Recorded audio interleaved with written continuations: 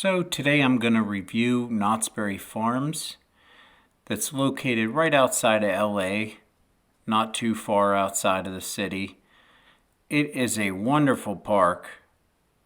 It has some of the best theming of any of the Cedar Fair parks. If you don't know Cedar Fair, they're one of the largest theme park chains in America, with places like Cedar Point, Kings Island, Kings Dominion.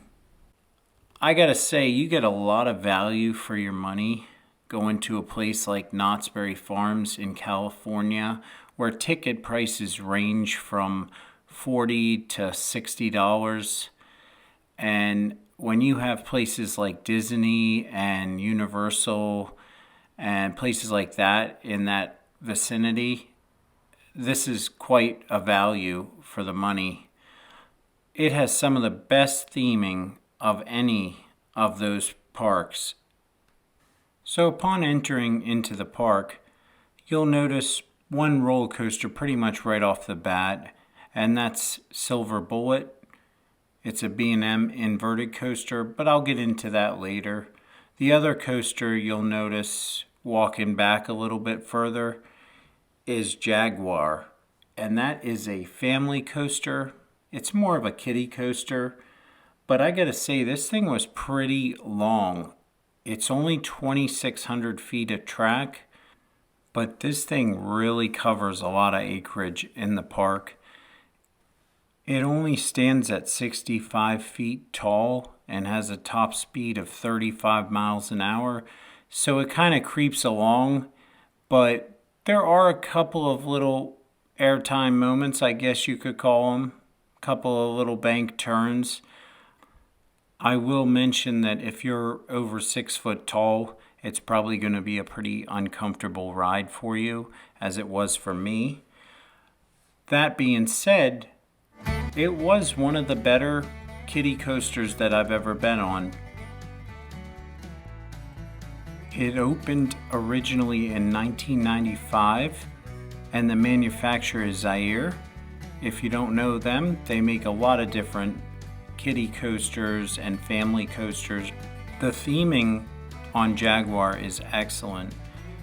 It's Mayan style and Aztec drawings and stuff, and I did hear a jaguar like roaring as we were going around the one helix, so that's pretty cool.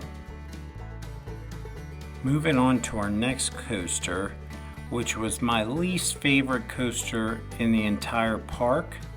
It's not a terrible ride, but it is very short. And you know, I understand that Knott's Berry Farms, they don't have a lot of acreage to work with. The park itself is only 57 acres, so every one of their roller coasters is going to be on the smaller side. That being said, it's a Moto Coaster style seat, which was pretty cool.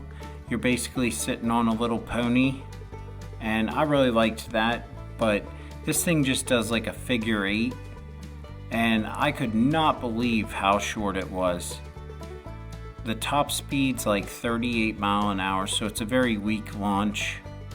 To give you an idea how short it is, the total ride time is only 35 seconds. So another notable coaster, and I would say this is probably their second best coaster in the park, being the fact that accelerator is down pretty much all the time. I don't know if it's ever going to run again, who knows. But hang time, this is a Gerstlauer, and it's roughly 2,200 feet of track. It has a 96-degree drop. It also has one of the worst capacities of any of the coasters in the park. So if you don't get a fast lane, I would strongly recommend heading to hang time first before Ghost Rider. I'll say this, it wasn't my favorite Gerstlauer. In fact, I thought it was pretty much overrated. I've heard a lot of people say a lot of good things about this. I thought it was rather short and just didn't do a whole lot. It had a bit of a rattle too, but still a good coaster. If you're finding any of my information helpful whatsoever, Please smash that like and subscribe. It really helps me out. So I'm not going to get into Montezuma's Revenge or Accelerator, as neither one of those rides are pretty much ever in operation. So we have Coast Rider, and I'm going to tell you right now, if you're taller than 5'10", this ride is very tight. It was the most painful ride I've ever been on as far as a Wild Mouse coaster goes. It was built by Mock Rides. It stands at 52 foot tall, has about 1,340 feet of track. I'm going to get away from the roller coasters here for a minute, and I just want to show you guys some of the awesome theming around the park. It really gave you that sense of old Western 1800s, and I gotta say, I was very impressed. Something I always recommend to people, especially when you go to any Cedar Fair park, get the dining plan. We were there for such a short period of time, we didn't even have the entire day to spend there because our flight was running a little bit behind.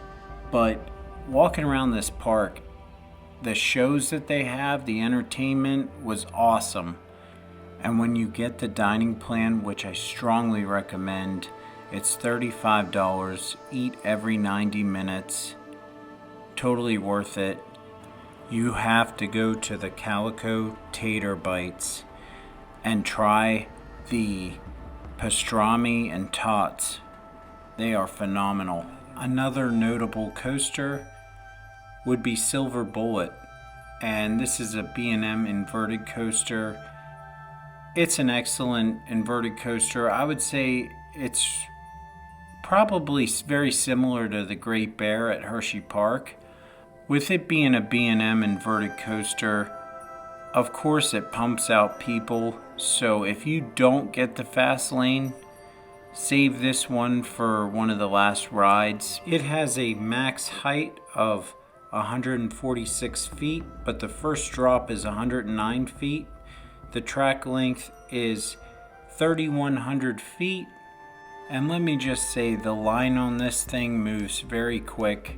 They were pumping those trains out when I was there, so keep that in mind.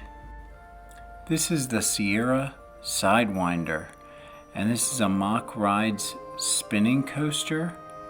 Pretty cool. I've been on a few of them that were better, but it's located in the Planet Snoopy section of the park, and definitely a nice little coaster. Nice family coaster. This here is Ghost Rider, and it is one of the best wooden coasters in the country, maybe in the world. It is always in the ranking or in the running for Golden Ticket Award every year. It always places in the top 10, and it is incredible. The airtime, the bank turns, awesome. That L-shaped double out and back layout, incredible. I want to thank you all for watching my video. I hope it was helpful. Remember to smash that like and subscribe. I got a lot of these videos coming out soon of all different parks all over the country. Thanks again.